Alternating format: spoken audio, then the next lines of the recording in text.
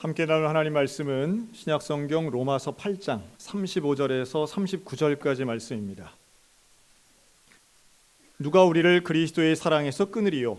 환난이나 곤고나 박해나 기근이나 적신이나 위험이나 칼이랴. 기록된 바 우리가 종일 주를 위하여 죽임을 당하게 되며 도살당할 양같이 여김을 받았나이다 함과 같으니라. 그러나 이 모든 일에 우리를 사랑하시는 이로 말미암아 우리가 넉넉히 이기느니라.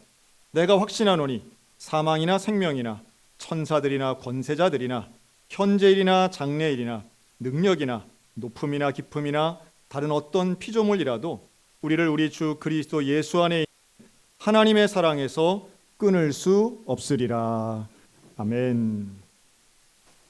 사랑하는 성도 여러분, 한 주간 평안하셨습니까? 우리 하나님의 은혜와 사랑이 우리 모든 성도들 가운데 또 그 일터와 가정 가운데 날마다 함께 하시기를 주님의 이름으로 축복합니다. 자, 오늘은 고난도 도구 삼아 승리케 하시는 하나님이란 제목으로 함께 말씀을 나눕니다. 우리가 읽은 로마서 8장에는 저는 개인적으로 상당히 좋아하는 구절이 있는데요. 37절에 이 모든 일을 아시는 하나님께서 우리를 넉넉히 이기게 하신다라고 하는 구절입니다. 물론 여기에는 전제가 있지요. 주를 위한 고난 안에서 우리를 넉넉히 이기게 하시는 하나님. 그런데 이 표현 자체만으로 요즘 말로 우리의 마음을 좀 웅장하게 만드는 것 같아요. 우리가 승리하는데 하나님이 약속하신 승리는 겨우겨우 이기는 것도 아니고 무슨 역전해서 이기는 것도 아닌 말 그대로 넉넉히 이기게 하시는구나 라고 하는 겁니다. 오늘 저는 여러분과 두 가지를 나눌 텐데요. 첫째는 고난에 대한 이야기고 또 하나는 승리에 대한 이야기입니다. 그러니까 무엇이 승리인가라고 하는 거죠. 고난을 이기는 게 승리인가? 근데 결론을 얘기하면 오늘 말씀은 너무도 명확하게 말합니다. 이기는 것은 고난을 이겨내는 게 아니라 예수를 사랑하는 게 승리라고 말씀합니다. 어떤 환난이나 적신이나 박해나 기근이나 가난이나 그 어떤 일도 우리를 그리스도의 사랑에서 끊을 수 없는데 그 그리스도의 사랑 안에 있는 것이 승리이고 끊어지지 않는 그 그리스도의 사랑을 사랑하고 경험하는 게 넉넉히 이기는 승리라고 말씀하고 있습니다. 여러분, 오늘 우리 모두에게 그리스도의 사랑으로 승리할 수 있는 넉넉한 이김이 있으시기를 주님의 이름으로 축원합니다. 그런데 고난이 있다는 거예요. 그냥 이기게 하시면 되지. 우리가 그리스도 사랑 안에 그냥 있는데 왜 굳이 고난을 경험하게 하시는가? 물론 여기에는 박해나 기근이나 적신 이런 것들을 하나하나 따지고 본다면 예수를 믿기 때문에 당하는 고난이라고 해석할 여지가 큽니다. 그런데 우리 인생은 예수를 믿기 때문에 당하는 박해도 있지만 그것 참 영광스러운 일이죠. 하지만 원인을 알 수 없는, 또 때로는 예상하지 못했던, 어떤 면에서는 좀 불필요해 보이는 고난도 분명히 있는 거죠. 저는 이런 고난이 인간적 감정으로 두 가지가 든다고 봐요. 하나는 불편함입니다. 육체적인 불편함, 생활의 불편함, 사고라든가 질병이라든가 가난이라든가 이런 것은 우리를 불편하게 만듭니다. 고난이죠. 또 하나의 감정이 있는데 억울함입니다. 인간은 억울함 때문에 고난을 당할 때가 있어요. 이건 마치 왜 나만 겪는 고난입니까? 라는 질문과 맞닿아 있죠. 참 인간이 묘한 게요. 같은 일을 당해도 주변과 비교해서 느끼는 감정이 달라질 때가 있습니다. 한번 생각해 볼까요? 우리가 버스를 타고 가는데 교통사고가 일어났다고 생각해 보세요. 버스에 40명 타고 있었는데 그 40명들이 모두가 다 중상을 입었는데 나만 경상이라고 생각해 보세요. 다 팔다리 부러졌는데 나만 손목 살짝 삐었어요. 그러면 어떻게 생각할까요? 감사하네. 야, 이런 복이 있나.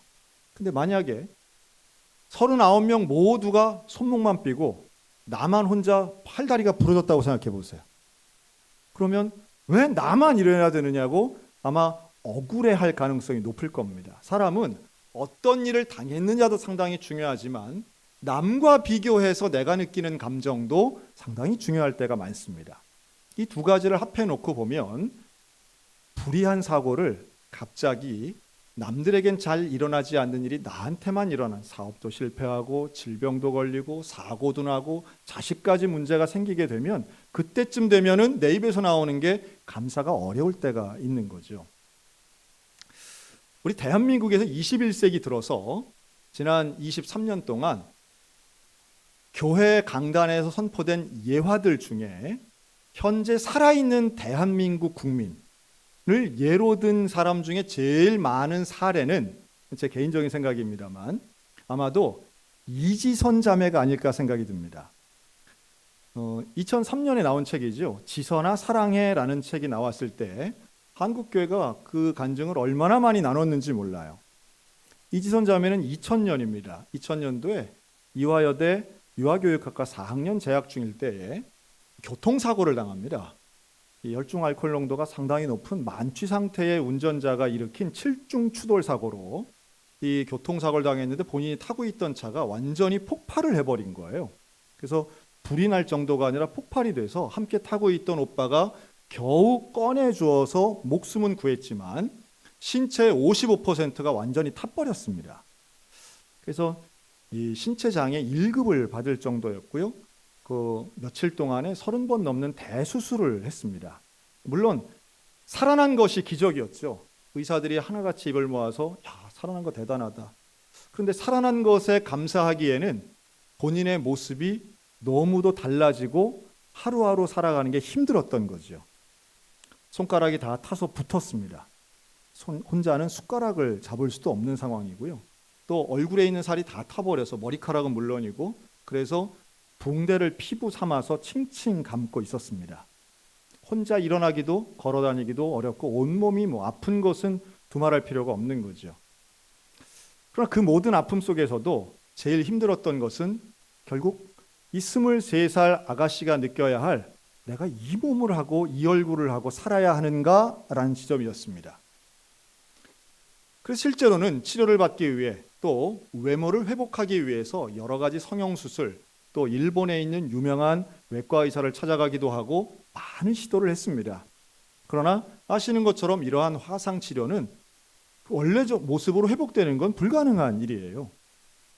이지선 자매는 사고 이전에도 예수를 믿었고 온 가족이 신앙생활을 하는 그런 집안입니다. 기도하죠. 하나님 앞에 하루하루 살아가는데 하루에 하나씩 감사하자.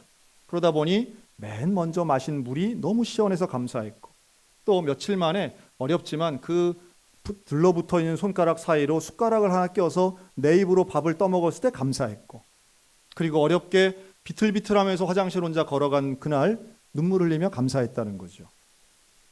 그러나 그럼에도 불구하고 거울을 볼 수가 없었습니다. 내 얼굴이 아니야. 처음으로 교회 갔던 날 교회 가서 예배를 드리는데 하나님 얼굴에 붕대 감고 머리엔 모자 쓰고 마스크하고 고개를 떨구고 있는 이지선 자매의 마음속에는 하나님 도대체 나를 어떻게 하시려고 이 지경을 만드셨습니까? 라는 원망밖에 안 나왔습니다.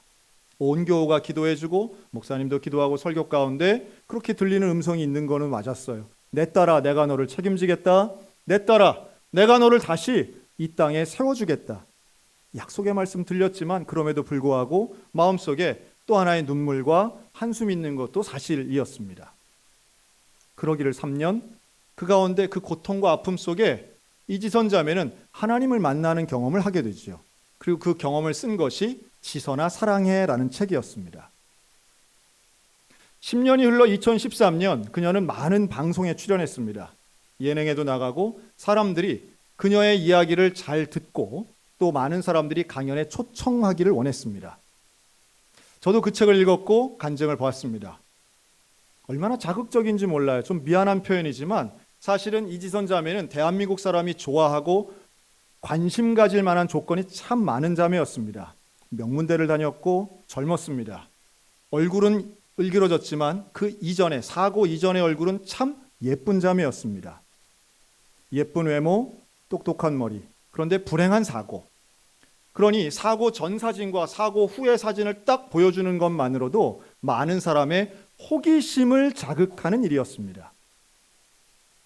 당시에 저는 그게 좀 불편했습니다. 저 사진을 굳이 띄워야 되나? 저렇게 보여줘야 하나? 젊고 예쁜 사진을 꼭 보여주어야만 회중의 감동이 배가 되는 것인가? 저의 관심 오히려 다른 데 있었습니다. 이 자매가 지금 이야기하고 있는 내용 중에 정말 중요한 게 있는데 사람들에게 이게 들려져야 하는데 모두가 질문하는 게 있다고 그러죠. 어디를 가든 신문이 됐던 언론이 됐던 교회가 됐던 꼭 질문하는 게 있답니다. 만약 사고 이전으로 돌아갈 수 있다면 돌아가겠습니까?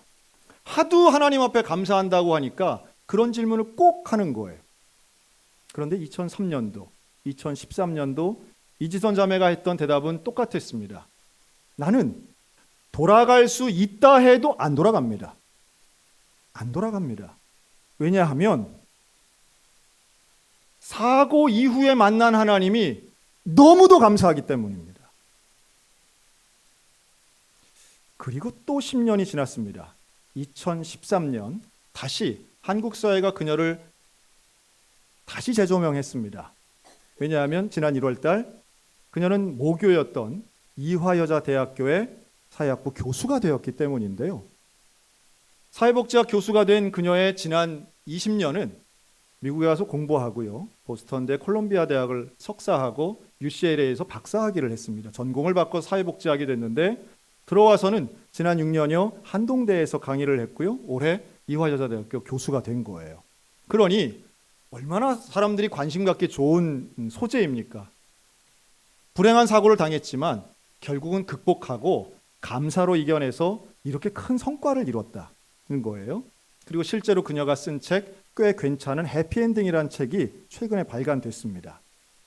그 책의 내용이 이렇게 말합니다. 사람들은 아무리 내가 공부하고 학위를 받고 아무리 큰 성과를 이뤄도 결국 질문은 사고에 집중되어 있다는 거예요. 얼마나 불행했냐, 얼마나 슬펐냐, 얼마나 아팠냐.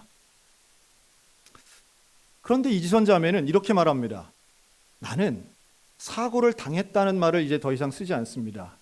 사고를 만났다고 말합니다. 마치 우리가 사람 많은 길을 이렇게 걸어갈 때에 누군가 어깨를 툭 부딪힐 때가 있잖아요. 어떤 사람은 그 어깨 부딪힌 일 때문에 화내고 싸우고 불평하고 멱살 잡아 인생 망치는 사람들 많다는 거예요. 그런데 어떤 사람은 툭 부딪힌 거 그렇게 좋은 기분은 아니지만 털고 자기 갈 길 가는 사람이 있다는 거예요. 나는 사고를 만났을 뿐입니다. 그런데 얼마 지나지 않아 나는 사고와 꽤 괜찮은 이별을 했습니다.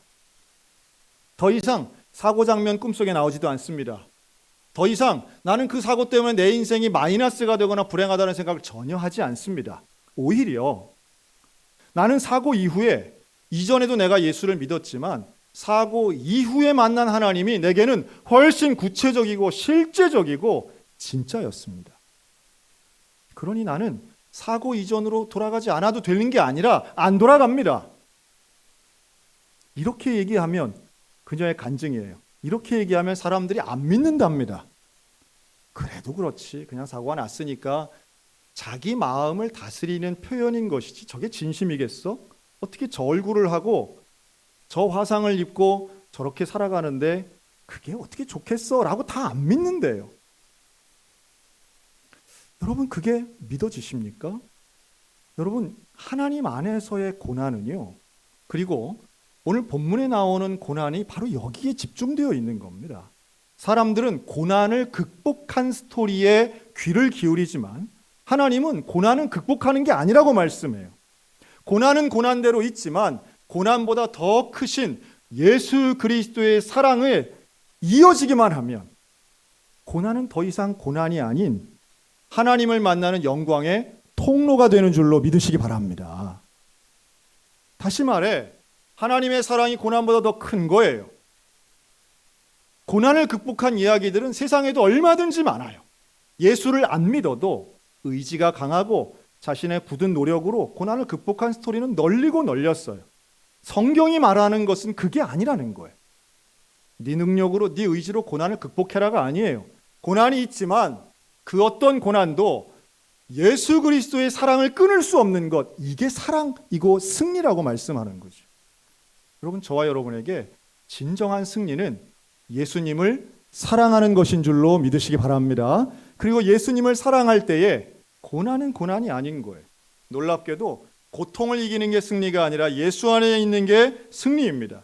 그리스도의 사랑이 우리가 당하고 우리가 만나는 고난보다 훨씬 더 크기 때문입니다. 이걸 사도 바울이 발견한 거죠. 그래서 우리에게 넉넉한 승리에 대해서 말할 수 있는 겁니다. 저는 성경에서도 찾을 수 있는데요. 요셉이 그렇죠. 요셉은 어린 나이에 인신매매 당합니다. 형들에게. 끌려가서 종살이를 합니다. 종살이를 하다가 억울한 옥살이를 합니다. 그런 놀라운 건 이 젊은 요셉이 단 한 번도 하나님 앞에 하나님 나 억울합니다 이러질 않아요. 또 단 한 번도 하나님 나 이 종살이 끝내게 해주세요, 해방시켜 주세요, 감옥에서 나가게 해주세요 이런 기도를 안 해요. 그에게 있어서의 고난은 극복해야 할 어려운 문제라기보단 어떤 상황이 되었건 나는 여호와 하나님과 함께한다라고 하는 믿음을 가지고 산 사람이라는 거예요. 그래서 성경은 요셉을 일관되게 형통한 사람이라고 말씀하는 겁니다. 여러분, 형통한 사람은 하나님을 봅니다. 형통한 사람은 예수 그리스도를 봅니다. 그러면 하나님의 사랑과 연결되어 있는 사람은 어떤 고난과 어떤 억울함과 불편한 속에서도 기쁨과 감사를 누리며 형통한 삶을 살게 되는 것 믿으시기 바랍니다. 우리의 인생이 그런 거예요. 고통을 없앨 수 없습니다. 고통 자체가 없어지는 게 아니에요. 그러나 고통보다 더 크신 그 하나님의 사랑, 예수 그리스도의 사랑과 연결될 때, 끊어지지 않을 때에 우리의 삶은 진짜 만족, 진짜 기쁨, 진짜 감사의 삶을 누리며 산다는 거죠. 여러분, 조건이 다 갖춰진다고 행복한 게 아니라는 말씀입니다. 한참 됐는데요. 10년 전, 말씀하다 보니까 10년 전이 자꾸 나오네. 2013년도에 제가 사역하던 교회에 한 권사님이 저를 찾아오셨습니다. 근데 그 권사님은 정말 그때 당시 교인들 중에 제일 가난하신 분이었어요. 정확하게 얘기하면 가난하게 사시던 분이에요. 얼마나 가난했느냐? 어린 자녀들에게 80년대에는 정말 밥을 못 먹여서 눈물 흘리셨던 분이고, 집을 살 수가 없어서 가장 싼 지역에 가서 직접 손으로 집을 지은, 이게 80년대, 90년대에 이제 그렇게 사셨던 그 도시 빈민이셨죠. 그러다가 예수를 만나게 되고 이제 교회를 출석하면서 조금씩 인생이 좀 나아지신 그런 분입니다. 뭐 그렇다고 해서 뭐 경제적으로 여유가 있으신 분은 아니었어요. 근데 이분이 저를 찾아오신 이유는 하나였는데, 본인이 한 20년 이상 부은 보험이 만기가 됐다는 거예요. 그래서 보험 만기가 되어서 보험금을 받았는데 그게 한 2천만 원 정도 가까이 된 겁니다. 자기가 아무리 생각해도 뭐 암이라든가 고혈압이라든가 뭐 이런 거를 염려해서 보험을 들었는데 그 만기가 돼서 이제 원금 받은 거예요, 사실은. 그런데 받고 보니까 와, 내가 암도 안 걸렸네. 아, 내가 아프질 않았네. 큰 수술 안 했네. 하나님이 나를 부자로 만들진 않았지만 아프질 않게 하셨다는 깨달음이 온 거예요. 그래서 하나님이 내 몸을 지켜주셨으니 이 돈은 하나님의 몸을 위해서 써야 되겠다, 이 생각이 들었다는 거예요. 그러면서 뭐가 또 떠올랐냐 하면, 어디서 들었는데 동남아시아에는 교회를 건축하는데 2,500만 원이면 건축한다는 얘기를 누구한테 들었다는 거예요. 담임 목사인 저한테 들은 건 아니에요. 제가 그런 말을 한 적이 없는데, 그래서 이 권사님이 뭐 갖고 있던 거 좀 뭐 폐물 같은 거 있어 다 팔고 자녀들한테도 좀 달라 그래가지고 2,500만 원을 만들어서 저한테 갖고 오신 거예요. 그러면서 이걸 가지고 해외에 교회를 하나 세워달라는 거예요. 자기 일생 소원이랍니다. 그래서 제가 권사님 이렇게 큰 돈을, 권사님 헌금 안 하셔도 되고 나는 해외에 어디다 교회를 세워야 될지 난 잘 몰라요. 그런데 이 권사님의 의지가 강력하셨어요. 그래서 제가 알겠습니다. 그러면 해외 선교사한테 한번 물어보겠습니다. 그래서 연결되어서 필리핀 선교사하고 연결이 됐습니다. 그래서 돈을 송금하고 이 교회를 건축을 했다고 사진이 이제 오고 했어요. 그래서 2013년 5월에 제가 그 권사님과 함께 선교위원장 장로님과 함께 현지를 갔습니다. 근데 제가 두 가지에 놀랐는데요. 그 교회 건축 현장을 가는데 너무 시골로 가는 거예요. 땅끝을 가나 차를 타고 너무 오래 가는 거예요. 그리고 이렇게 산속을 들어가 시골을 가서 사람이 있겠나. 근데 두 번째로 놀란 건 사람이 너무 많은 거예요. 가봤더니 세상에, 그 교회 교인들이 많은 게 아니라 동네 사람이 다 오신 거예요. 와, 수백 명이 모인 거예요. 그래서 야, 대단하다. 하지만 가서도 마찬가지. 제가 이제 너무 귀한 헌금으로 세워진 예배당이다 보니 물론 냉난방이 안 되는 지역의 이제 기후 때문에 돈이 좀 적게 들어간 거죠. 하지만 제가 가서 꼼꼼히 따졌습니다. 이거 땅 소유자는 누구냐? 또 이거 지을 때 건축비 어떻게 들어갔냐? 제가 이제 물어보고 서류도 받고, 하여튼 제가 들었던 여러 가지의 부정적인 얘기들도 있어서 어떻게 하든 우리 권사님 마음도 상치 않아야지 하고선 꼼꼼하게 따졌던 기억이 납니다. 그래서 그 교회를 소개받았던 것은 다름 아닌 적은 수의 무리가 모여 있는데 워낙 가난한 동네여서 건물이 있으면 참 좋겠다 해서 지었던 거거든요. 그런데 그 교회를 이끄는 담임 목사님을 그때 만났어요. 여자분인데 펠리타라고 하는 이름의 목사님입니다. 근데 그 목사님을 만났는데 제 마음이 그렇게 좋지 않았어요. 왜냐하면 이분이 어떤 정규 교육을 받은 목사님이 아니었던 거예요. 그러다 보니 이분 가지고 이 교회가 잘 관리 운영이 되겠나 하는 좀 염려가 되더라고요. 뭐 그래도 어쨌든 착해 보이니까, 그리고 여자분이신데 뭐 대부분 필리핀 분들이 그런 것처럼 깡마르고 이러셔가지고 건강하시겠나 뭐 이런 걱정도 했던 것 같아요. 그리고 어쨌든 은혜롭게 봉헌 예배를 마치고 돌아왔습니다. 10년이 지났어요. 그 지난주에 제가 필리핀을 갔는데요. 필리핀에 가서 필리핀에 있는 우리 성결교회 현지 목회자들이십니다. 그 지역에 계시는 목사님, 전도사님, 사모님들에서 50명이 모여서 코로나 끝나고 정말 몇 년 만에 세미나를 해서 절 보고 와서 해주세요 해서 제가 갔던 건데요. 우리 청소년 청년들이 갔던 그 단기 선교 지역에 있던 그 발디오스 교회라는 교회입니다. 제가 밴드에 잠깐 올렸죠. 그래서 보니 목사님이 이끄시는 그 교회는 아주 건강하게 성장해서 지금 자립하고 있는 좋은 교회입니다. 유일하게 그 지역의 수십 개 교회 중에 본당에 에어컨이 있는 유일한 교회예요. 그 교회가. 그래서 저는 밖에 더워가지고 잘 안 나가고 하루 종일 교회 안에 있으면서 강의만 했습니다. 그런데 첫날 지나고 둘째 날 됐는데요. 그 오셨던 분 중에 한 분이 앞으로 나와서 저를 인사를 하시는 거예요. 누구신가 보니까 놀랍게도 그분이 그 시민 임마누엘 교회의 담임 목사님인 펠리타 목사님이신 거예요. 근데 제가 못 알아봤어요. 왜냐하면 10년 전에 딱 한 번 보고 저는 단 한 번도 10년간 연락을 하거나 뭐 이러지 않았거든요. 제가 교회를 옮긴 이유가 제일 컸겠죠. 그런데 또 하나 놀란 건 10년 동안 이분이 너무 늙어버리신 거예요. 완전히 할머니가 되신 거예요. 참고로 그분과 제가 나이가 같거든요. 완전히 할머니가 되신 거예요. 제가 그래서 차마 그 사진을 못 올렸어요. 너무 미안해가지고. 미안하다는 게 좀 이상하긴 한데, 그래서 하여튼 제 눈에 그렇게 보였어요. 저는 아무리 봐도 모르는 분인데 저한테 인사를 하시는 거예요. 자기소개를 막 하셔서 제가 이제 그분인 걸 알았어요. 제가 너무 신기한 건 이분은 나를 어떻게 알아볼 수가 있지? 그런데 이분이 그러는 거예요. 우리 교회 한번 방문하시면 어떻겠냐. 그래서 제가 이분을 만나게 하신 것도 하나님의 은혜인데 당연히 가야죠. 그래서 차를 빌려 타고 그 임마누엘 교회를 갔어요. 갔더니 멀리서 봐도 알겠더라고요. 10년 전 그 교회가 그대로 있어요. 자, 들어갔습니다. 이 표현이 제일 정확한 것 같아요. 그 교회는 낡았는데 깨끗하더라고요. 10년 전하고 똑같았어요. 플라스틱 의자도 앞에 있는 키보드도 십자가도 똑같은데 10년 동안 그대로 낡은 거죠. 그런데 깨끗하더라고요. 이분이 얼마나 쓸고 닦았는지를 알 수 있었어요. 그리고 뒤에 보니까 10년 전에 붙인 동판이 있더라고요. 보면서 제 가슴이 다 뭉클했는데 거기에 담임 목사 김선일 목사님의 기도와 이태기 권사님의 헌신으로 이렇게 성전을 짓게 되었습니다. 영어와 한글로 이렇게 써 있었어요. 제가 질문했죠. 목사님 참 감사합니다. 그런데 목사님 저를 어떻게 알아보셨어요? 그랬더니요.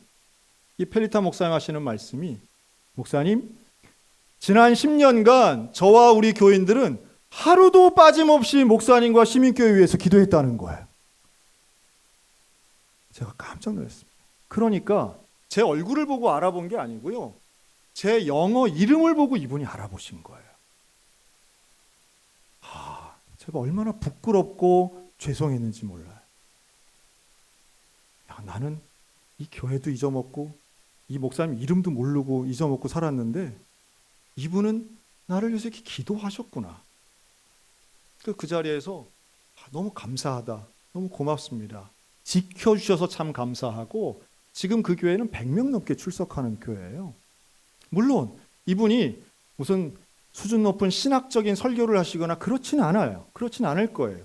하지만 최선을 다해서 교회와 지역을 섬기고 한국에 있는 교회가 세워준 예배당을 정말 쓸고 닦고 관리하면서 지키고 계신 그분 보니까 너무 존경스럽더라고요. 제가 돌아와서 바로 그 헌금하신 이태기 권사님한테 전화했어요.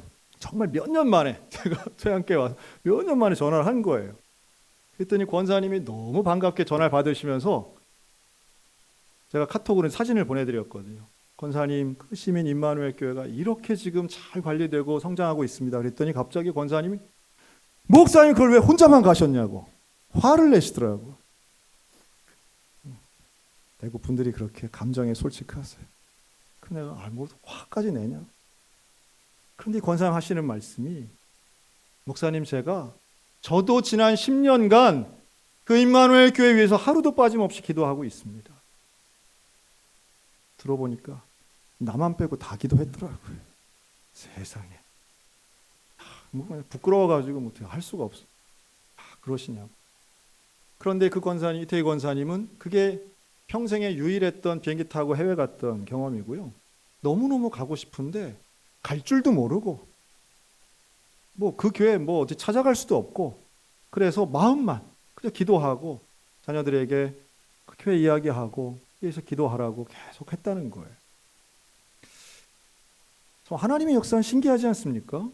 여러분, 누군가는 무관심해 보였는데도 하나님은 거기에 깨어있는 사람들을 통해서 또 일하고 계셨습니다. 살아있는 하나님, 살아계신 하나님은, 여러분, 누군가는 제가 좀 그런 관계로 봤던 것 같아요. 필리핀은 가난하니까 우리가 좀 도와준다. 근데 그게 아니더라고요.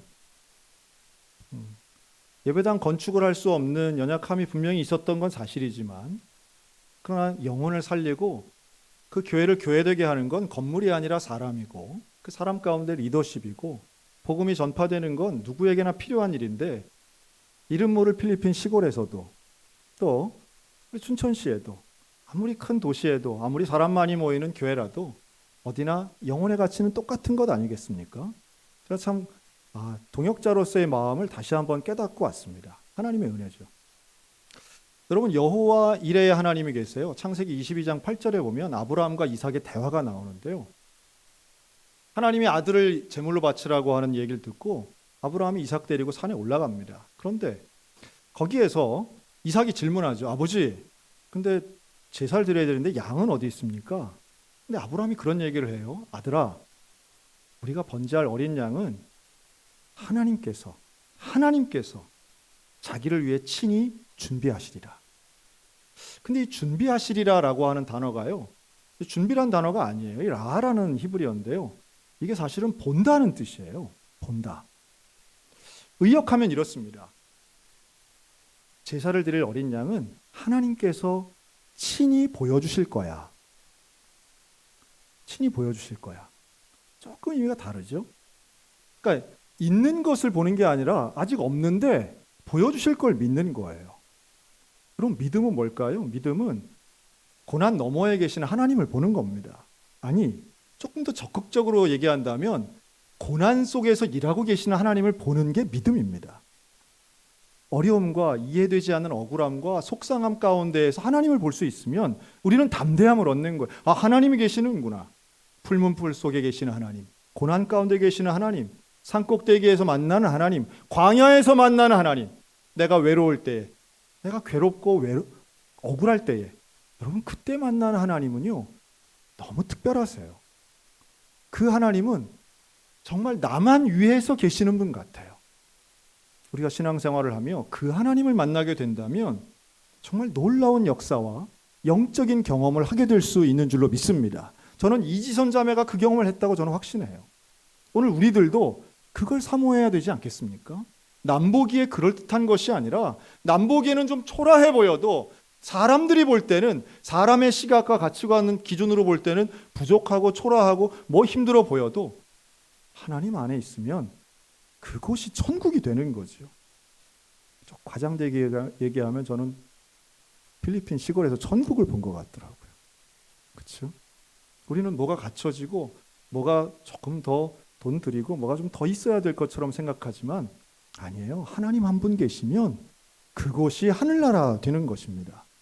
문제는 우리가 하나님과 연결되어 있느냐라는 거예요. 하나님의 사랑에 거하면 감옥 안에 있어도 찬양할 수 있는 거고요. 하나님 사랑 안에 거하면 빈궁에 처해도 모든 것을 할 수 있다고 고백할 수 있는 겁니다.